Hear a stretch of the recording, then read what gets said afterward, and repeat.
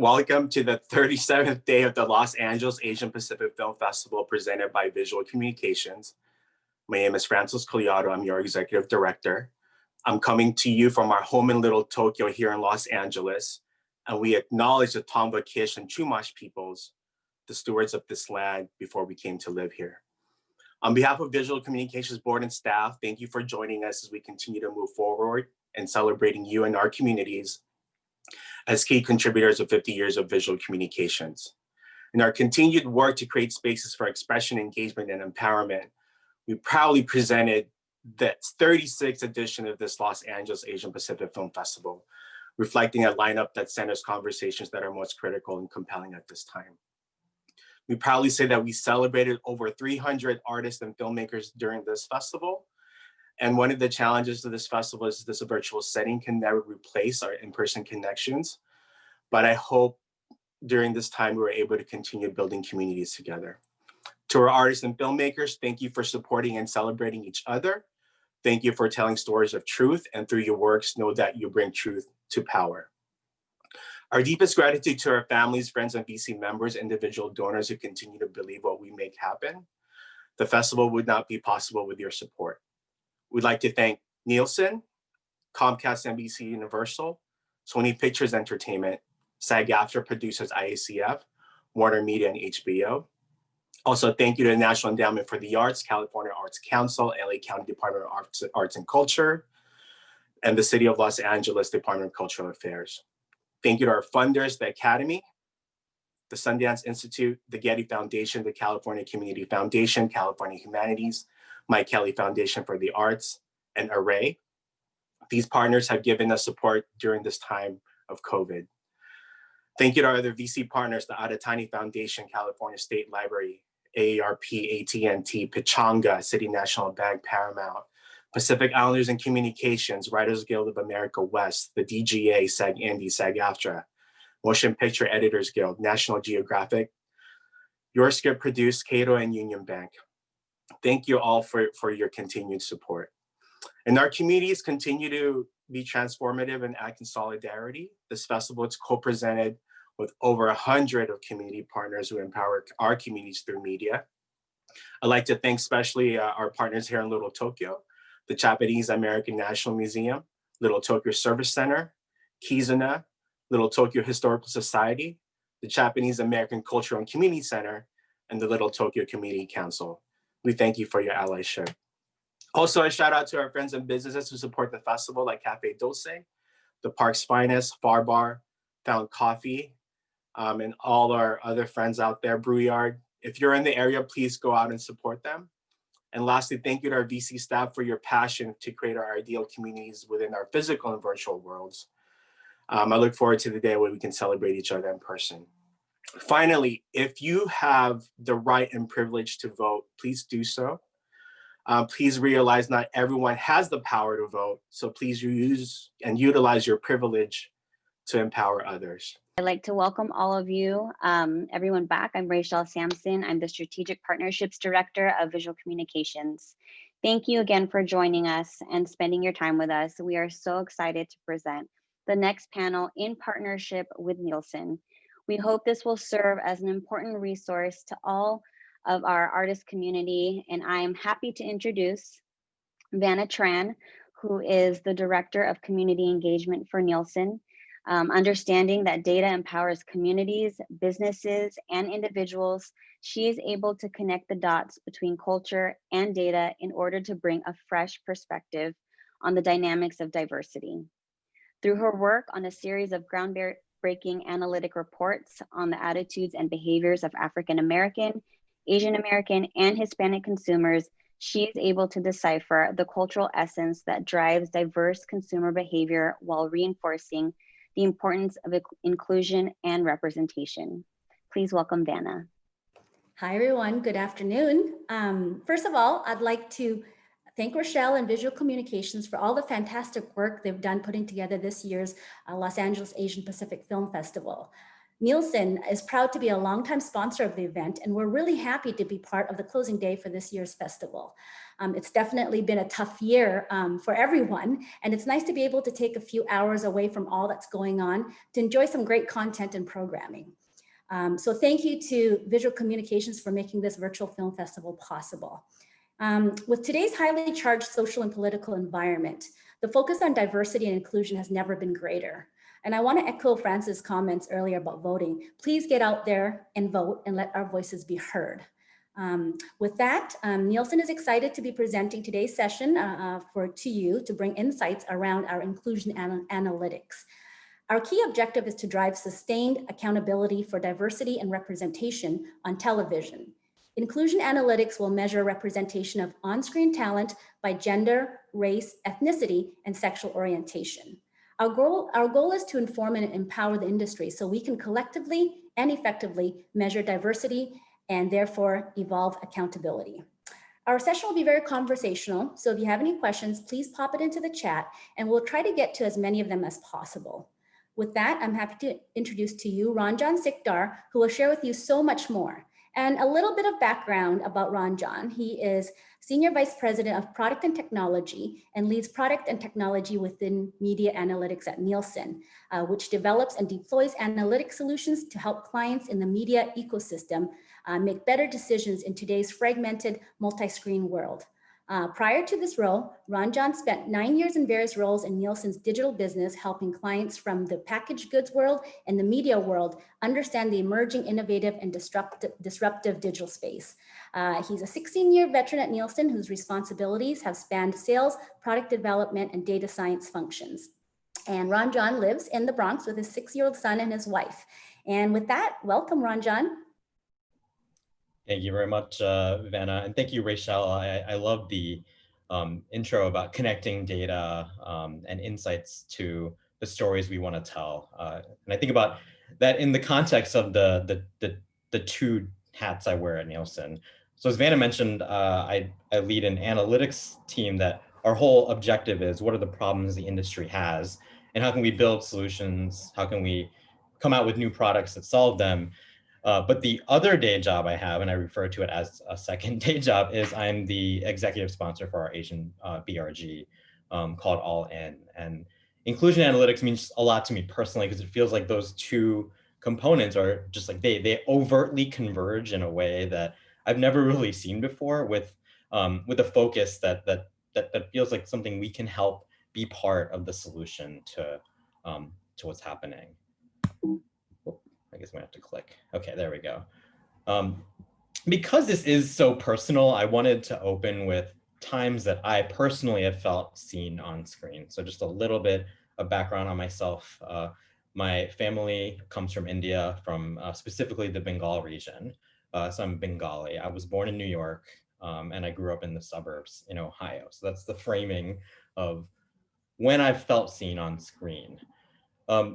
The first time is a kind of a fraught example, right? Because in the 90s, Apu was really the only Indian, Apu from The Simpsons, was really the only Indian that I ever saw on television. So by default, he meant something to me. And by default, I actually looked up to him as somebody who was part of a community that was not all, that wasn't particularly diverse. Even though I knew, right, it was a white man doing an accent and how problematic that felt at my core, it was representation and it mattered to me. The second time I felt truly seen on screen was when The Namesake came out in sort of in my mid-20s. And that was the first time I ever saw a Bengali American on screen. So not kind of the more monolithic or stereotypical, like, quote, Indian, but an actual Bengali. So they spoke the language Bengali and not Hindi. And just small cultural things that would speak only to a niche of the audience coming in.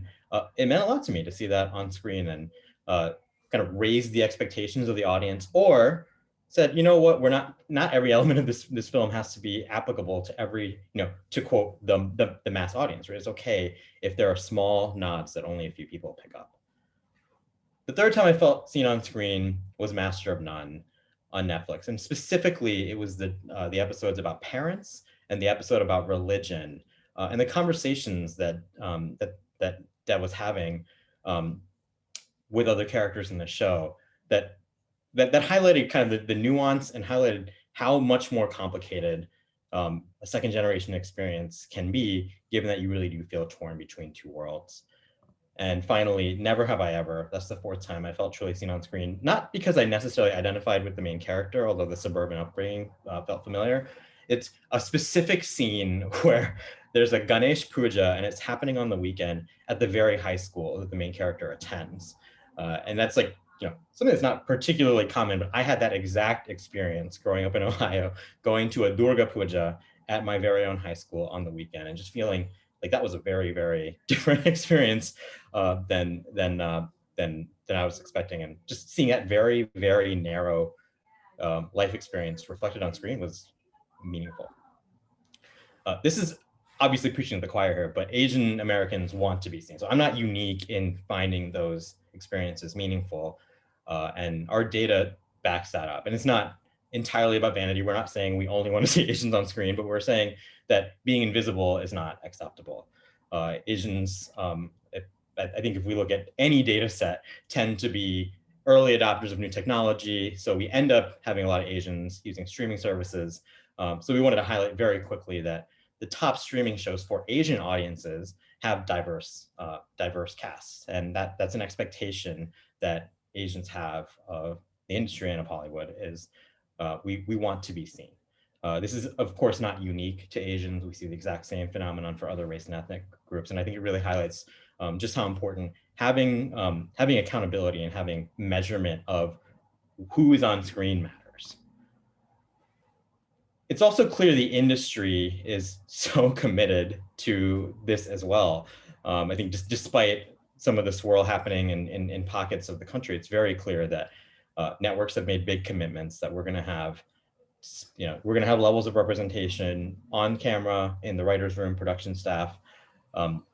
For advertisers, we will place ads and we will give you money, but only if against diverse programming, and certainly not placing advertisers or advertisements against problematic representation or supremacist type content. And we're really building in partnership and on top of work that's happened in the industry already by advocacy groups. So thinking about the work that Annenberg or GLAAD or Gina Davis or UCLA have done in really getting the ball rolling over the past decade and more in understanding not just who's on screen, but how problematic or beneficial are the representations we see. We want to come to the table and help because we recognize, everyone recognizes the problem, and we're here to help. This is probably also preaching to the choir, but heritage and identity are just inherently complex topics. And again, thinking about myself, this is my 23andMe DNA analysis, where I'm 52% Bengali in that, what is that, fourth line down. I'm very, very clearly South Asian, but there's some North Indian background, there's some South Indian background. And in terms of like, quote, trace ancestry, we're even looking at some Southeast Asian and some Northwestern European, which was a surprise to me looking at this, given that I stand at a very, very tall 5'5", to see that in there. It's like, there's the math behind this. Okay, fine. But like, if you ask me my identity, I'd tell you I'm Bengali, right? My mother's family is from Kolkata. My father's family is from what is now Bangladesh. So there's not really any ambiguity in the cultural upbringing that I feel. I feel like I'm a Bengali American, and that kind of belies what, quote, the data might say. Conversely, if I were to come and say, you know what, because I have trace ancestry coming from Northwest Europe, I identify with that. Even if I said that, right, that feels like that might inherently also be problematic in putting myself on a list. Just given that I have an ancestor somewhere back in the 1700s. So it's just a very fraught, complex topic, and it makes it even more complicated when we talk about Asia, because we get grouped into this monolith, even though it's over half of the world's population. Some of the most diverse cultures we have, my son is half Chinese, and I think about how he's going to identify. Will he identify as Indian and Chinese? Will he identify more closely with mixed race of any type because of that shared heritage, and is that bond tighter? So this is all very complex, and it makes putting numbers against it that to help change the industry, a bit fraught. So how we're thinking about it is, okay, we want to make sure that we have anyone involved with media as much information about how they identify around gender, including non-binary, race, ethnicity, orientation, if they're out. And we want to do this in a way that is as accurate as possible. And the first place I think most people think is, okay, well, this sounds like a lot of people that we need to get information about. Let's just go to AI, right? Like let's run a bunch of headshots, at least for race, ethnicity, through an algorithm. And we've experimented with that. It's just not good, right? Like the AI algorithms are great at like very light skin, very dark skin, and like pretty poor at differentiating anything in between at the moment. So our approach right now is literally talking to as many people as we can, or looking for if someone's identified publicly in a statement, in a video, to get confirmation. So we're not guessing.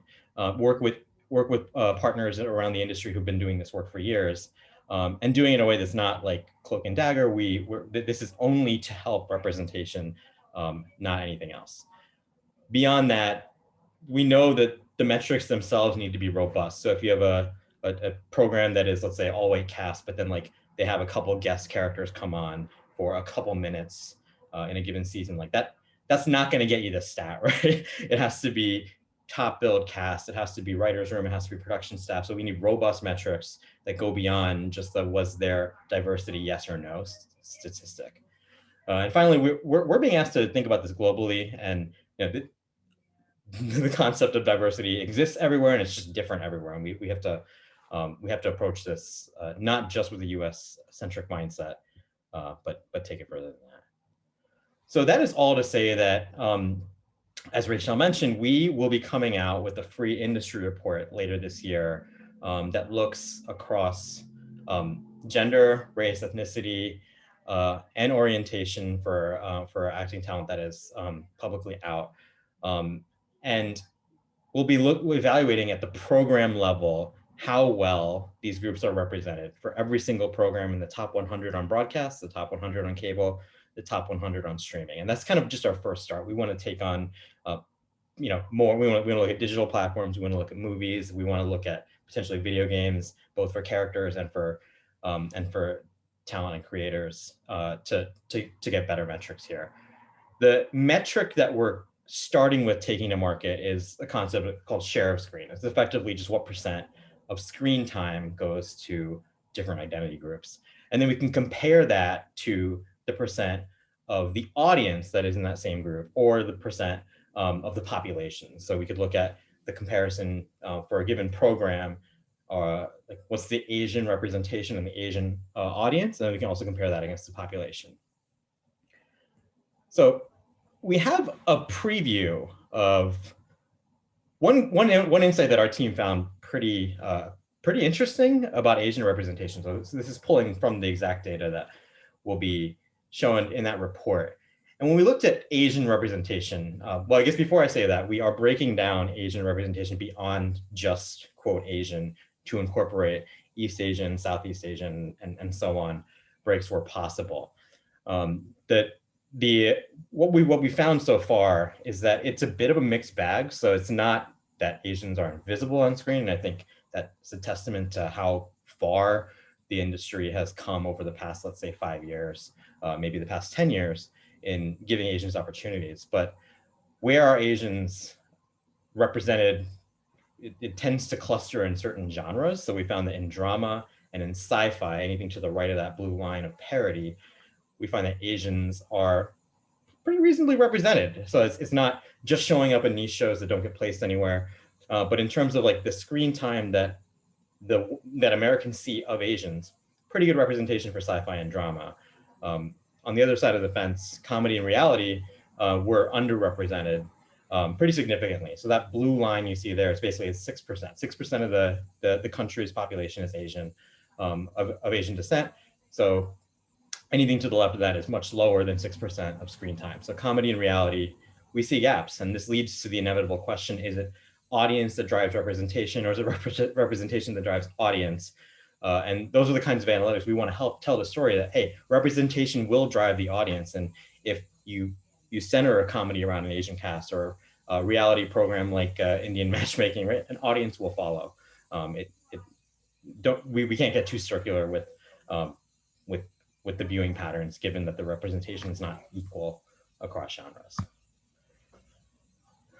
Finally, so what can I do? And I think that's like, what can the collective we do, actually? So, I mean, again, I think this is clearly preaching to the choir, but production with Asians on screen and off screen, placement and promotion, I think, is an important one that certainly doesn't go overlooked. But I think back to the Crazy Rich Asians example of just how big of a concerted effort we all took. I remember back when All In, the Nielsen BRG, we had viewing parties, we had get out the view, get out the watch initiatives. I made my wife watch it, even though it's a romantic comedy. It's the only one she's ever liked because she saw elements of herself on screen. And I think going beyond that, how can we fill gaps, and how can we take on comedy and reality in a way that puts Asians on screen and prove that the audience is there? We just have to we have to be represented. Of course, take more chances. And finally, we at Nielsen, like, we want to hear where we can be helpful. We want to hear about our report. Do the insights resonate? Are they useful? Do they help move the needle? Is the way that we're measuring the actual on-screen representation fair, or is it problematic? And how can we get better at this? Our only objective is to pull into alignment the representation we see on screen with the diversity we see in our society. So we want people to feel seen. We want to measure how well they feel seen, and I think we want to give everyone that same feeling I had when I first saw the namesake of, wow, they actually captured parts of my life on screen in a way I never imagined. Finally, my last thought is I open with the fact that I wear two hats at the company, analytics and the BRG for Asians, and those working in concert. And I'm just so confident in Nielsen's commitment to diversity, equity, and inclusion, because we have this project and this product is accountable directly to the Chief Diversity Officer, David Kenny, who also is our Chief Executive Officer. So we have the same alignment at the very top, and we are excited to be part of the solution here. That was fantastic, Ronjan. So I think one of the questions that we have here is, by gathering and knowing all this information, do you watch TV, movies, and commercials with analytical eyes? Does it take the joy out of watching TV and movies for you? It does not. I mean, I gotta tell you, like it like Never Have I Ever is a good example. Like I watched that earlier this year, and been in this industry for 16 years, and there were definitely elements that really meant something to me. I don't know if I wouldn't go as far as to like it brought more joy, because that seems like an obnoxious statement to say, but knowing the context of where representation used to be and kind of how it's evolved over time, I don't think it's taken the joy out of it. It also helps, I think, that my entire analytics history in the 16 years has not been in the entertainment industry. So it's been the last 8. So at some point, maybe you do hit a wall there. Great. Next question is, will Nielsen be looking at on-screen representation via storylines or narratives, and how people are represented and stereotypes? Yeah, I actually glossed over that. That was in my bullet points that I was supposed to go over, but the quality of representation, problematic representation, and stereotypical representation, we want to get to that point. I think the first pass is absolutely like, okay, who is on screen, but then how do we get to better evaluations? Like, you can argue, okay, well, let's say you have a program that has a problematic, like Apu from The Simpsons today. Okay, well, if there's not a lot of Asians watching that content, maybe you could sort of imply that there's an imbalance there. But we do think it takes like talking to viewers at scale, and I think, you know, evaluating storylines, evaluating particular roles at some point. And there are some programs that have a lot of Asian representation that I simply will not watch out of principle. I think some of us probably have, you know, you have in your mind the kinds of programs I might be thinking of. We want to get there. It's just we have to start somewhere. That's great. So this is a very important step for the industry to better understand representation on screen. Do you think this could have a legacy change on the media ecosystem, and how? That's what we're hoping, honestly.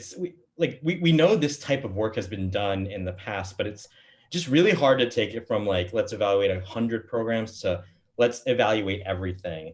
And I think what really the step change we saw was when like the heads of major networks were making commitments that like by 2022 or 2023, we will have this level of representation on screen in our writers' rooms and so on.